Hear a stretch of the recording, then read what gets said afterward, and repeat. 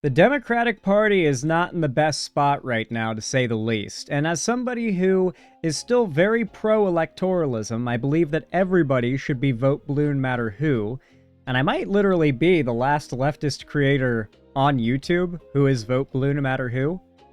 People tell me that Vosh still is, but literally just yesterday I saw a clip of him saying he would take J.D. Vance over Kamala Harris as president.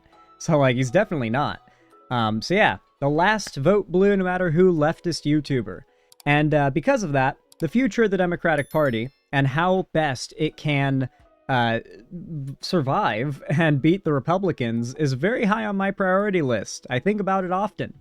And when I got sent this video in the Discord, Democrats have a 2016 problem, I was like, what? What is this? So I clicked it, and I watched the first minute of it, and it immediately caught my interest. I was like, yep, oh yeah, gotta watch this on stream. It's by a creator named Aiden Hall. There'll be a link to the original video down below in the description. But I wanted to show you guys at least a segment of this video, because it gives some really good insight. And if you weren't really tapped into politics in 2016, it'll give you some good... It'll fill things in for you a little bit. Let's watch. Okay, I don't want to freak anybody out, but I think I just built a time machine. Don't ask how I did it. It took a long time and a lot of plot devices, but I think it works. I mean, I finally killed that gorilla from that Cincinnati Zoo incident 10 years ago. And now it's got me wondering, who else could use this device? History could have been a lot worse if Harambe didn't get shot. Who else could really benefit here? And to be honest, one of the first things that comes to mind for me is the Democratic Party. Is that not, what you guys were thinking of? I just want to know, with all of political history at their fingertips, what would be the one event they'd change if they had the chance? And the longer I sit with this question, the clearer the answer becomes.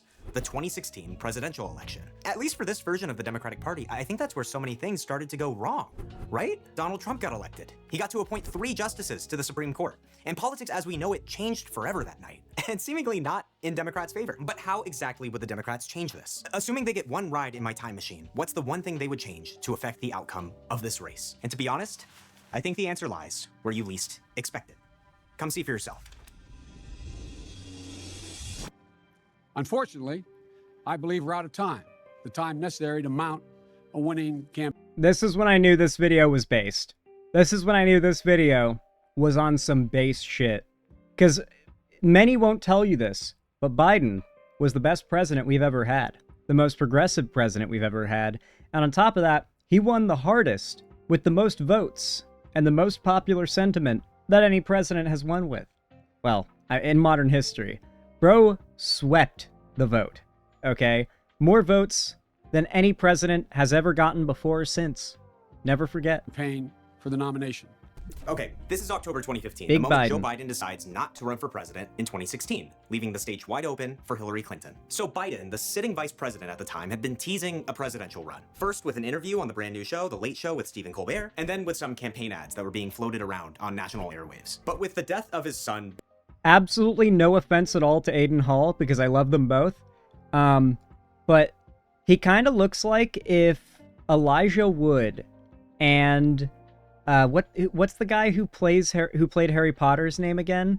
It's like if the actor who played Harry Potter and Elijah Wood, like if they did it and then got Mpreg and then had a baby, he kind of looks like that baby. You know what I mean? Like a bit of a fusion of Elijah Wood and Daniel Radcliffe. Thank you. Yeah, he looks like a fusion of Elijah Wood and Daniel Radcliffe, which is not a bad look. Make no mistake, it's not a bad look, but I have to point it out. Oh, just a few months earlier, Biden was taking his time to decide if he wanted to put his family into the public spotlight so suddenly. As Hillary Clinton rose in the polls and did fairly well in the first Democratic primary debate, Biden decided to make this speech at the Rose Garden, opening up the field for Hillary Clinton. But he says something here that I think makes the case for why he would have been a better nominee. For context, Hillary Clinton had gotten in some hot water during the debate for claiming that Republicans were her enemies. And this was Biden's response. I believe we have to end the divisive partisan politics that is ripping this country apart, and I think we can. You see what I'm saying? A Pew poll from 2016 shows that most voters saw Clinton as more ideologically extreme on the issues than Donald Trump at the time. As hard as that may be to believe these days, Biden could have addressed this. Some may say the time machine would be better used to have Bernie Sanders win the nomination, or to have Clinton campaign harder in the Midwest states that she lost. People don't realize that, dude, 2016, America was very right-wing. Just like in 2024, where we saw that Trump victory that, like, was really really overwhelming red victory across the board. 2016 wasn't too different. Like, people were not looking for a left-wing candidate, right? And Hillary was running on what Americans saw as leftism. Hillary was a socialist, leftist candidate in the eyes of America. And Bernie was a communist. Dude, I was not super into politics, but I was impartial to Bernie at the time. And I remember, like, getting into minor arguments with coworkers about why Bernie was not a communist by definition. Because I at least knew enough back then to be able to say, well, I mean, by definition, he's not a communist. Like, communism is like, really radical. You know, if anything, he's a socialist, and even then, that's a stretch. But, I remember that. I'm talking Michigan, Wisconsin, and Pennsylvania. But when you look at some of these poll numbers, and you look at the state of the race in 2016, and the actual appeal of Donald Trump in that election, I think the only way the Democrats win this election is with an entirely different candidate. Now, I'll capitulate that in 2026, voters have come around to some of the policies that Bernie Sanders was advocating at this time. Yes, but they've had time. 10 years, to be exact. The electorate of 2016 simply was not there yet. And Clinton's brand image problems went far deeper than missing a few campaign stops in Detroit or something. So the Democrats go back in time to, say, August of 2015 and convince Joe Biden to run for president for a third time. What happens next? Okay, before we jump in the time machine, I want to take a quick word from today's sponsor, Monarch. This is the budgeting tool that made me okay with letting time pass on my finances, instead of checking each of my accounts every 15 minutes. For years, my accounts were scattered. All right. He doesn't make any money if we watch the across a dozen sponsorship. different apps, and I couldn't see the full picture without doing the math myself. But as you can see here, Monarch syncs with over 13,000 Monarch for sponsoring this video. Now, Is it kind of fucked that YouTube added a feature that lets you one-click skip sponsored segments? Like, isn't that kind of, like, bad that YouTube did that? back to 2015. Joe Biden has the same two hurdles to clear as anyone else trying to become president: the primary election for his party and Like, bad for creators. Not for viewers, but bad for the creators. Isn't it, like, I don't know, it seems like a really overt, like, middle finger to YouTubers that use sponsors. the general election. First up is the primary election, which he'll have a good 6 months to prepare for. His two big opponents, Hillary Clinton and Bernie Sanders, have already entered the race at this point, so he'll have to catch up. Luckily, that won't be much of a problem for him. Taking a rough average of available polling from August of 2015, we see that Clinton has a net favorability of around -10 points. Sanders, while being a relative unknown at this point, still had a +5. I still remember when Hillary Clinton's nickname on like the internet was Hitlery. I'm not joking. People unironically would call her Hitlery Clinton. Net approval rating, but Biden had an impressive net +12 points, the highest in the field. Now keep in mind, these polls were taken with Biden not in the race. You cannot beat Big B, okay? You can't beat him. No one can. And it was shortly after the death of his son. But when we dive into more specific polling, like Quinnipiac score for honesty and trustworthiness, we see Biden smokes Clinton with an average of over 20 points higher. So what does this mean for the primary in this scenario? You need to keep in mind that primary elections work differently than presidential races. Instead of the Electoral College, you have to win over delegates, 2,383 of them to be exact, which included at the time 714 superdelegates. These are members of the party elite, think past presidents and major party members. Bernie Sanders famously did very poorly with this group, but Clinton can't lock down the establishment against Joe Biden like she did with Bernie. So in this scenario, many of these delegates stay uncommitted at the time. We're looking at a three-way race. This is why I wonder if Bernie had been a little quicker to switch from independent to Democrat. Do you think he could have won enough superdelegates? Like, do you think that would have alleviated enough of the barrier between him and the rest of the Democratic Party that he could have, like, won those key states and actually have won the nomination in 2016 or 2020? Or 2019, I guess. But yeah, I don't know. So much of these primaries are defined by the results in the first few states. So let's look at the first, the Iowa caucuses. In the real world, Clinton squeaked out a win over Bernie with, I kid you not, a coin toss. With Biden... That's what I mean when I say, do you think if Bernie just a little sooner switched from independent to Democrat and ran as a Democrat, do you think that he could have pushed over that very thin margin and maybe have pulled out the nomination? Because it was thin in 2016. In his like for the 2020 primary, it was not as close.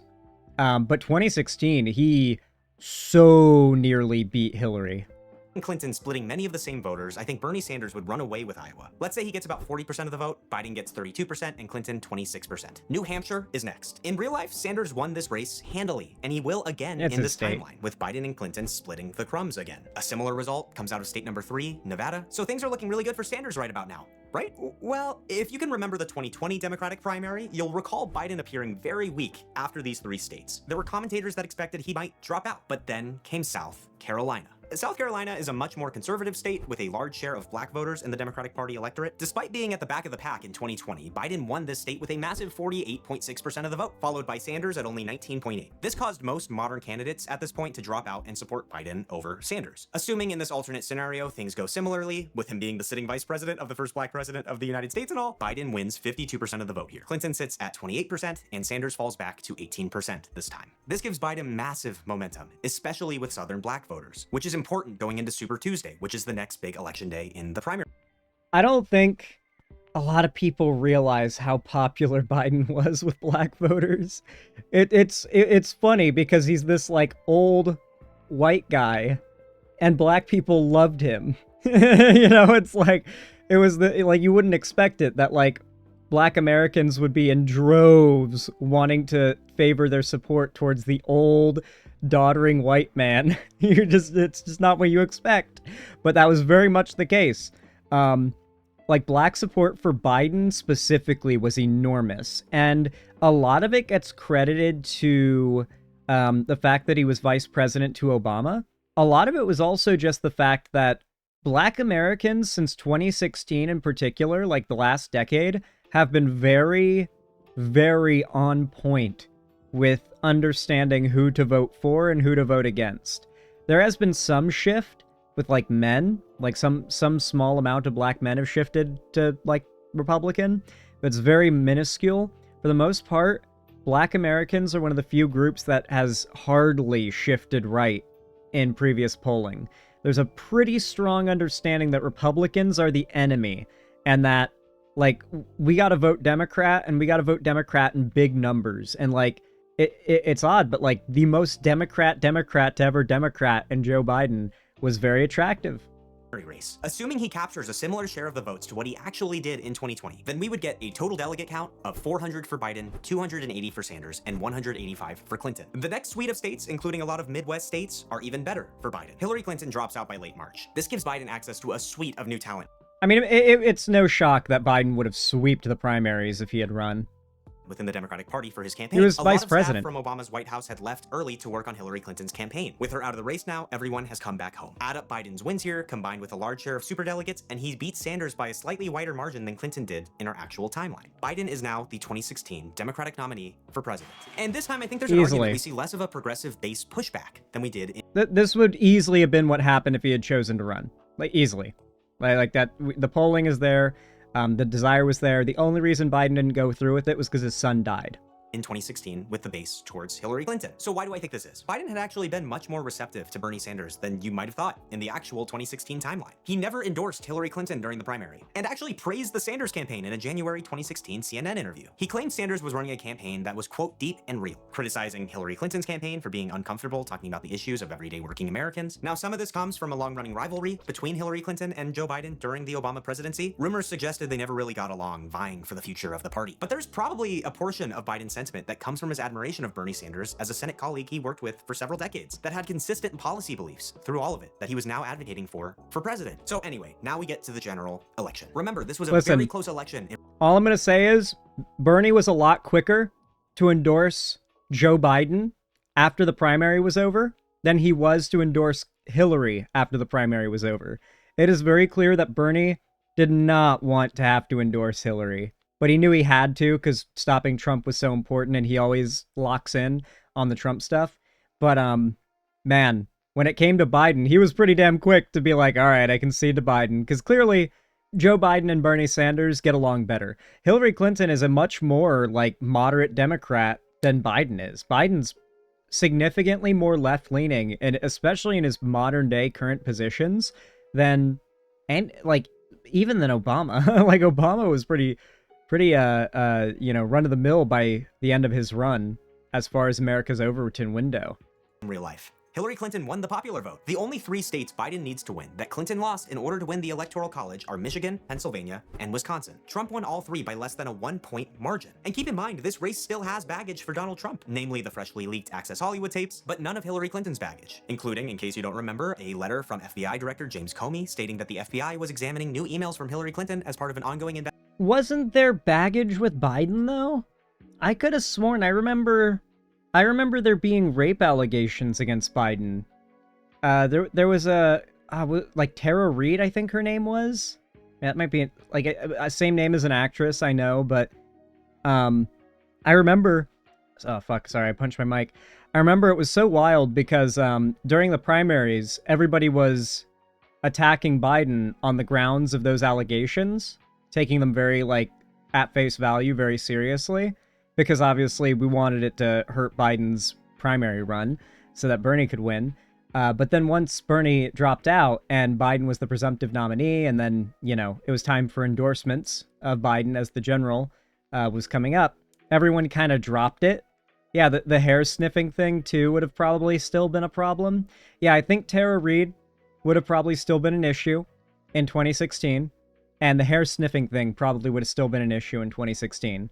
But yeah, there's definitely less baggage, but there would have still been scandals, like there was when Biden ran, because none of that was new. Investigation just days before the election. Election analyst Nate Silver's post-mortem of the 2016 race put the effect of that letter at about 3 points nationally, which is alone enough to win the race. If this analysis holds up, that is. After all, we don't know what we don't know. So in this scenario, without any of that baggage, Joe Biden becomes the 45th president of the United States. Donald Trump, of course, denies the results, claiming election fraud, but without a solid hold on the party that he now holds, he's cast off into relative obscurity. So what does Biden do next? So after Barack Obama hands the keys of the White House to Joe Biden on January 21st, 2017, Biden gets right to work doing actually not that much. You know, in recent years, we've gotten very used to new presidents frantically undoing everything the previous guy did for the first few weeks or so. But this time, Biden enters office after 8 years of Obama at the helm. He doesn't have to undo all of Trump's executive orders from the first term. There's no rejoining the Paris Climate Accords or trying to get back into the Iran nuclear deal. We're in them. Are there. But Biden has to spend his political capital on something, right? He was just elected president. How about passing some laws? Let's look at what he did when he was president. He killed the coal industry. Dude, if Biden had won in 2016, by now, America would be off of coal entirely. Like, coal would be a dead industry, and it would no longer be being used in America at all. There would be 80%. Listen to me again. 80% of America's yearly carbon footprint gone with one fell swoop. Biden passed that bill. Do you want to know why? The only reason why by 2030, America won't be down 80% of its carbon footprint each year? Trump. Trump undid Biden's bill. Dude, could you imagine how much better off the world would be if Biden won in 2016 and passed that bill back then? Because by now, we would be fully off coal. The world would be literally actively healing. I hate Trump so fucking much. You don't hate him enough. No one hates Trump enough. He loved doing that in our real timeline. Let's see how Congress turned out on election night. So in our real timeline, both chambers of Congress went for Republicans, but narrowly. A big reason for— Or capping insulin. Who remembers that? When Biden capped insulin at $13 for most people who needed it.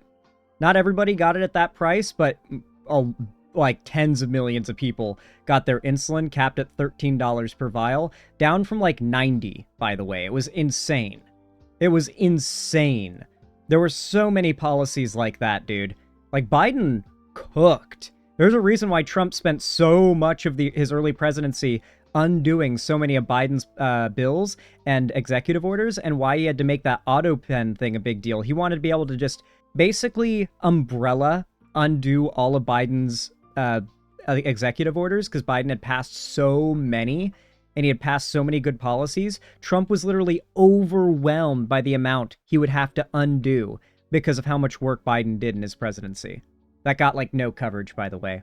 This is something called coattails. This is when people voting for Congress get a boost from voters going to the poll that day that vote for a president from their same party, thus making it more likely that they'll vote for them as well. So I think under this new scenario, we can expect the House of Representatives to go for Democrats ever so slightly, riding on Joe Biden's coattails. And the same goes for the Senate. In our timeline, Republicans controlled the chamber with 52 seats after 2016. But again, there were some close Senate races that year. In Pennsylvania, the Republican Pat Toomey won by 1.4 points. And in Missouri, of all places, Republican Roy Blunt beat Jason Kander by only 2.8 points. Assuming Biden beats Trump by 3 points, we could see both of these seats controlled by Democrats, giving Biden a 50-50 Senate, just like in our real timeline, this time with Vice President Julian Castro, or someone, as the tie-breaking vote. So with a narrow Democratic Congress, Biden gets to work on many of the same things he did in our timeline, just earlier. We see historic climate investment in the hundreds of billions of dollars, and large spending on...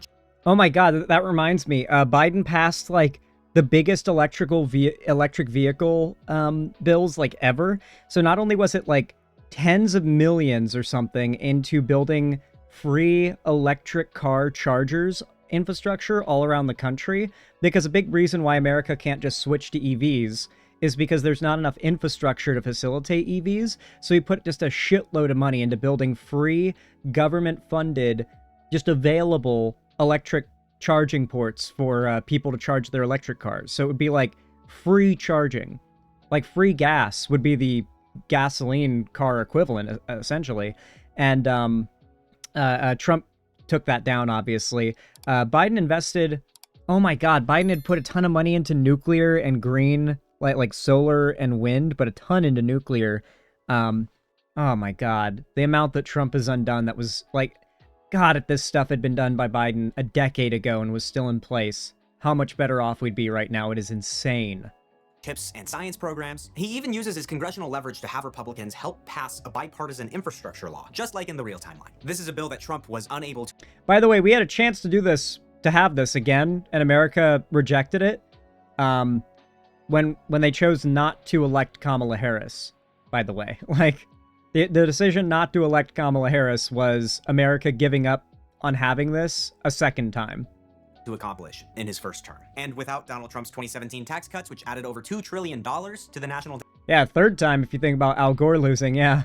Deficit, Biden can politically afford to run up the deficit more than he could in his actual term after this tax cut with some of his new spending. There was a real focus during Biden's actual term to have budget-neutral bills. The same pressure might not be there this time. And just when it looks like the Democrats can't stop winning, there's the Supreme Court. In 2016, conservative Justice Antonin Scalia suddenly passed away. This was a surprise to everybody. Famously, the Republican Senate at the time refused to let Obama appoint a replacement, as the court would shift from a 5-4 conservative majority to a 5-4 liberal majority.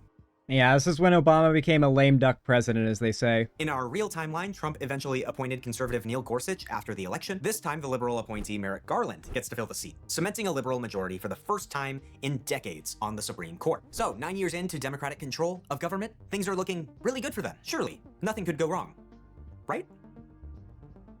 There were several missteps the Biden administration made in our timeline, and unfortunately for Democrats, they'll bleed through here too. The first one has to do with the border. We're not dealing with the 2021 to 2023 style crisis you may remember recently. That one was influenced by COVID, plus a new wave of Venezuelans and Cubans through the Darien Gap that didn't exist in 2017. God, who remembers the migrant caravans narrative? When was the last time?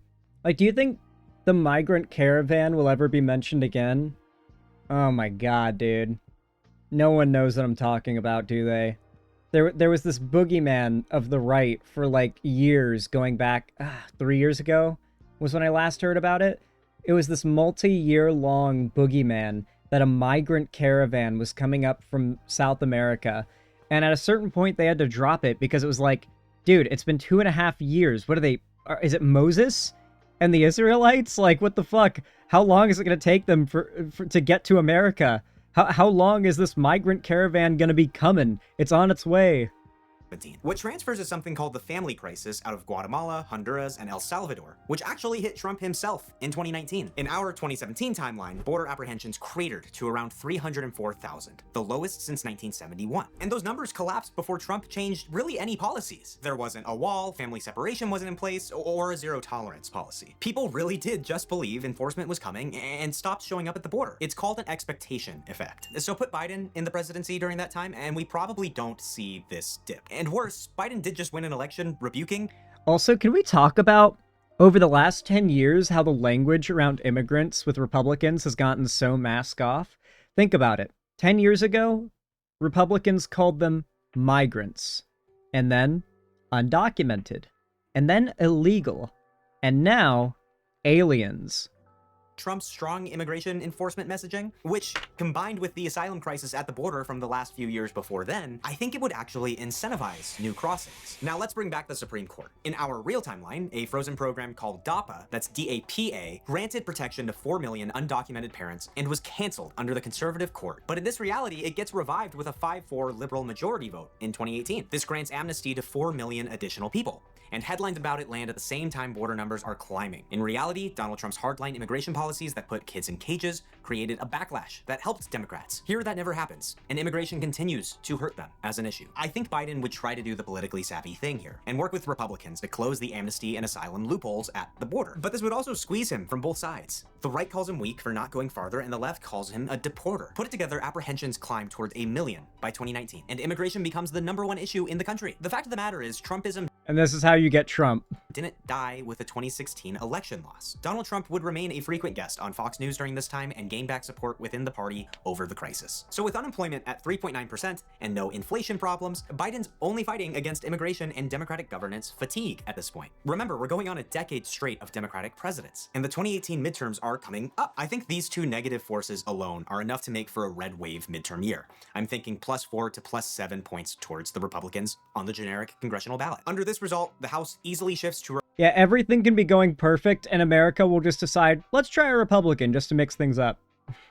Republicans, with Paul Ryan becoming Speaker again, and the Senate is an absolute bloodbath. In our timeline, Democrats still lose seats in the Senate, even with the blue wave midterm year against Donald Trump. It's just a really bad map and environment for Democrats, no matter who's president. With Biden, we see Democratic senators lose. Yeah, it's just like, Americans are easy to scare into being racist, right? Like, think about how many Americans right now are anti-immigration to some extent because they have been convinced by some talking point from a right-wing pundit. And they're not right-wing. Like, they're not even right-wing, they're not racist. They've just fallen for the popular talking point that the popular pundit told them on their timeline, and they're like, oh, I guess that makes sense. Think about how many people are that guy. It's a lot more than you'd expect. Seats everywhere that they narrowly held onto in real life. These are in states like West Virginia, Montana, and Ohio. This gives the GOP 8 Senate seats and a Republican House for the rest of Biden's term. So, things have gotten dark for the Democrats here, and fast. Conservative Justice Anthony Kennedy doesn't retire like he did in our actual timeline, as he can wait for a future Republican president to fill his seat with a fellow conservative justice. And Ruth Bader Ginsburg still refuses to step down, just as she did when Obama was president in 2014. That is, before Republicans took back the Senate. And now that the court has a liberal majority, there's nothing to worry about, right? This shuts down any future appointments to the court for Biden. And the bad news just keeps coming. With such a steep majority in the Senate for Republicans, Democrats most likely won't get the chamber back for the better part of a decade. In the short run, this means Biden can no longer appoint liberal justices to federal courts. And if anyone from his cabinet leaves, he probably won't get his first choice for a replacement, as they'll need 50 Senate votes for confirmation. In the long run, though, things get really bad. Assuming Democrats win the presidency in 2020 or 2024, they'll be hobbled out the gate with a Republican Senate still in place. This means no Democratic priorities will make it through Congress before 2028 or 2032. I think in real life, Democrats underappreciate just how lucky they've gotten with the Senate in these past few election cycles. With the current makeup of red and blue states across this country, we really shouldn't ever expect a blue Senate if states vote for the president the same way they vote for their senators. But with a mix of great candidates and favorable midterm election environments, Democrats have been able to hold on to both Senate seats in really competitive purple states. States like Georgia, Arizona, and Nevada. And coming up this November, they are competitive in states like Texas, Iowa. You know why? You know why, chat? Thank you. Thank you, Black America. That's why. That's why we've been able to win the Senate when we shouldn't have been able to.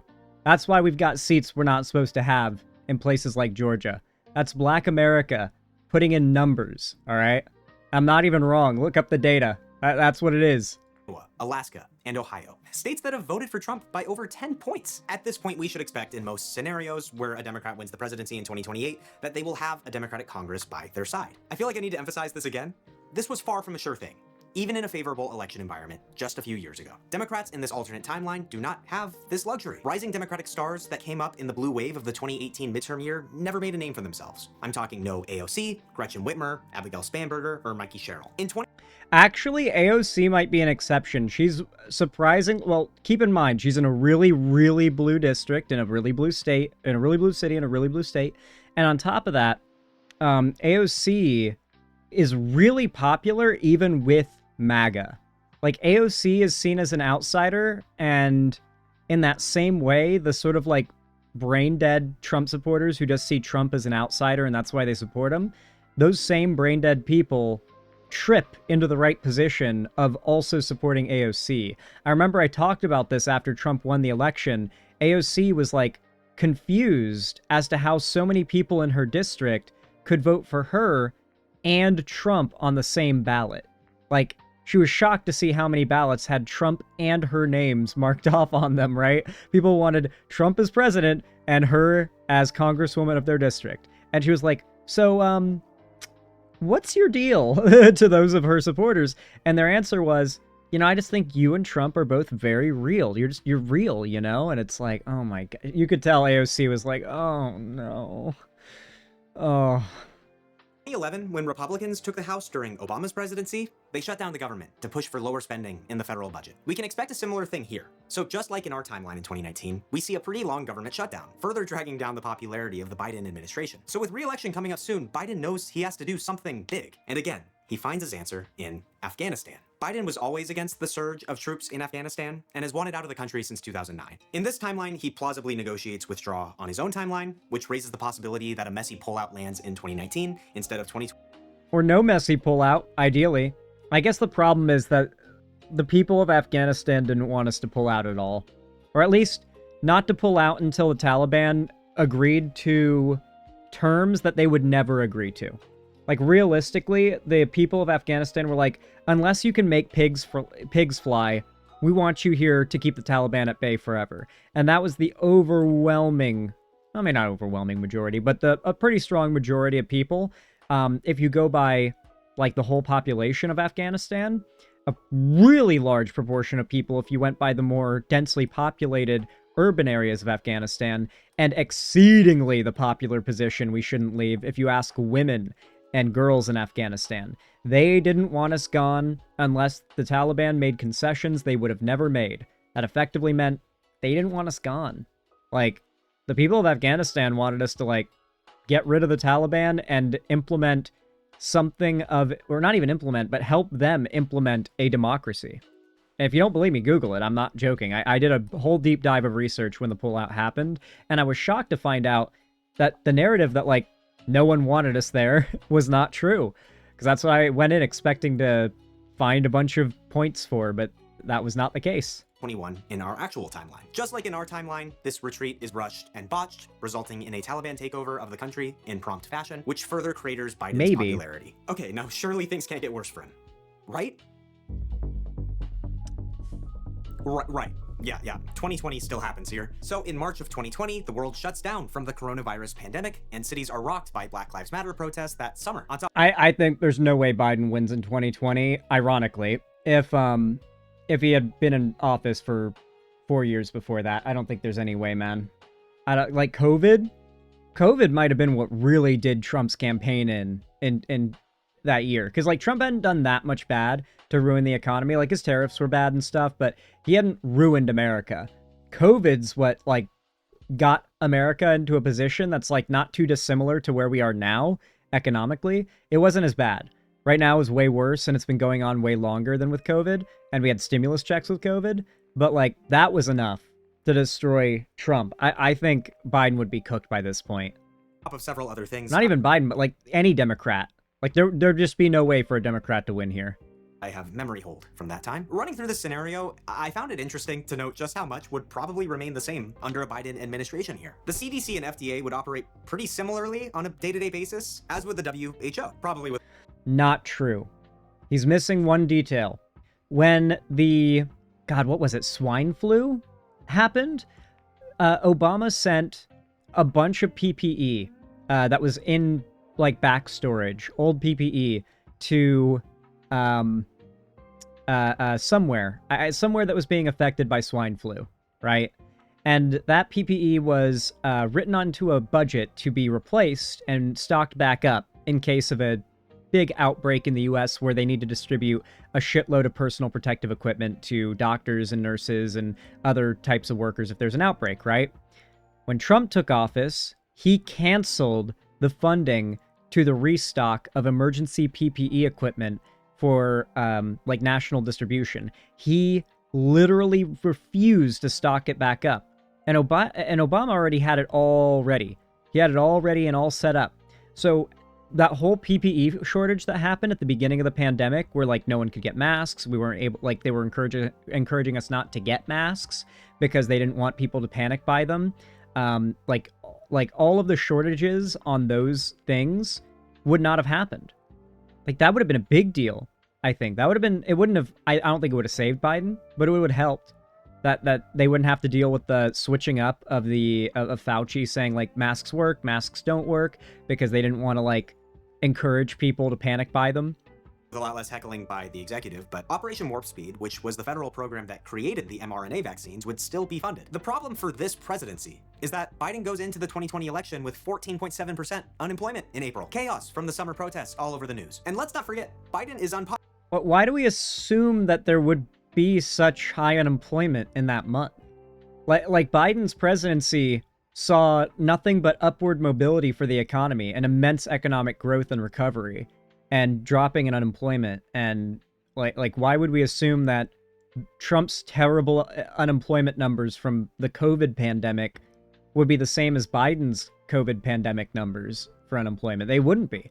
They wouldn't be. Biden would probably have found a way to turn COVID into a job opportunity for Americans. Also, keep in mind, COVID as an outbreak largely happened because Trump refused to take COVID as seriously as every other world leader did.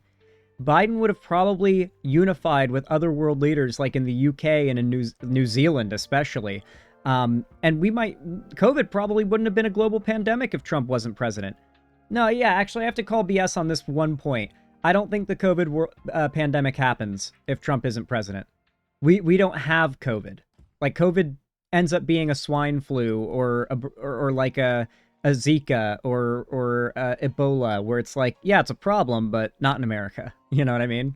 Popular at this point, and 77 years old. So at this point, I think the question from Democratic pundits would be, will he pull a Lyndon B. Johnson and step down? If our reality has taught us anything, it's that this man will not step down unless he physically can't speak English anymore, despite whatever he may have said about being a transitional candidate. The chaos and political divisiveness of this era leads to a resurgence of Donald Trump in the Republican Party. After being cast out for denying the results of the 2016 election, Trump swings back into the lead in the Republican primary by peddling conspiracy theories surrounding the pandemic, government lockdowns, and the vaccines. Nikki Haley and Marco Rubio have no chance of beating this guy. That's true. The lockdowns would have definitely been politically bad. Like that would have been unpopular. But we wouldn't have had like 10,000 deaths a day. Wasn't it like literally 10,000 deaths a day at one point? I think it got up to like 15K.